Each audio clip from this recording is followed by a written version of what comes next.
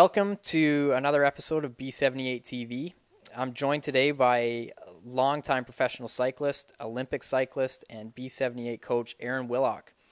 It struck me the other day. I was flipping through the newspaper and I was like, hey, they got to make the selection criteria for the women's cycling and cycling in general for the Olympics. It's only 6 or 7 weeks away. And I just didn't have a clue on how they were actually going to choose it. I have limited knowledge of the sport, but I thought this must be a tough decision. So I thought I'd come to Erinne and I'd ask your opinion. So Erinne, explain to me how the selection criteria works for cycling. Well, it's quite a long process and quite confusing. But in general, what happens is a nation has to qualify a certain amount of spots for themselves. Okay. So at this moment, we know that Canada has qualified 3 spots for the women's road team. Okay. And they've been battling that out with the other nations over the past year. Okay. So all the nations from 5th down to, I believe, 14th get 3 spots. So you're ranked as a nation? You're ranked as a nation. Okay. So, which makes it a hard year because the girls are competing as a team to qualify the nation, but they also have to show their own individual results in order to get selected to the team. Because they're selected to the team on an individual basis. Wow, okay. Weird. Yeah. So it is a team sport, but as an individual, you're selected to it.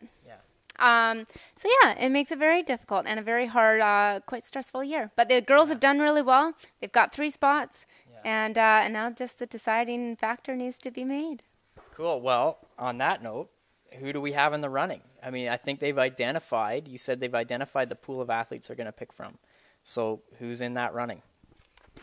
Well, we have a pool of 9 girls. Okay. All very strong. The depth in Canadian cycling has grown tremendously in the last 4 years. Yeah. So we have some really good results from all those girls.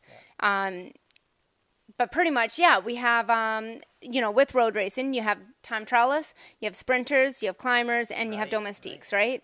So you look at the course and what's required in the Olympics, and we have 3 road spots, but we also have 2 time trial spots. Yep. And those 2 time trialists have to start the road race. So they're not 2 separate events. Not 2 separate events. So you got 3 athletes to do both events. Wow. So, so we will probably choose a time trialist because we had 3 girls in the top 10 last year at the World Championships. Wow, okay, good. So that's very good. Yeah. And then we also have some strong sprinters and very strong domestiques out there in that list. Yeah. Mm-hmm. Wow, so not an easy decision, and I'm sure a lot of the athletes themselves they're in the hot seat. This is nervous times. I mean, You want to go to the Olympic Games. I know you were in that position in 2008, and it can't be easy sitting there waiting. The waiting is the hardest.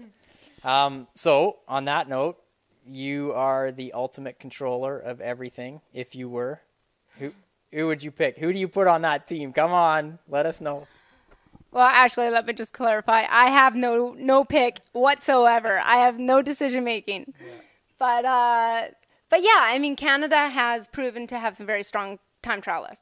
Yeah. So if I'm looking at 3 spots, and you got a pretty flat road race with some good rollers in there, who, it would probably be a small field sprint or a breakaway. Right. So you need a rider who can ride a breakaway. Okay. You can need a rider who can sprint out of a breakaway.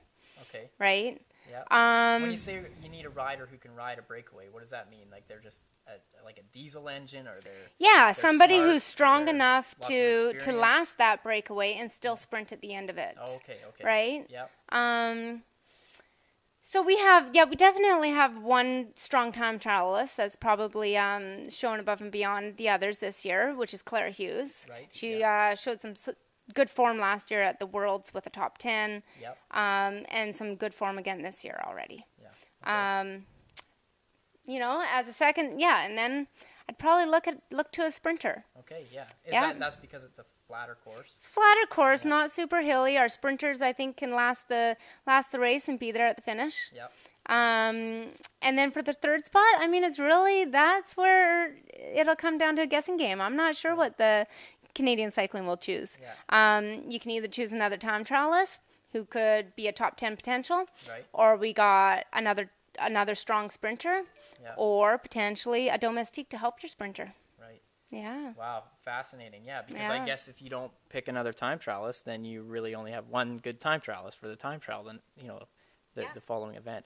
But if that one good time trialist gets a medal, then that's all you need. Yeah. Oh, it's a hard call.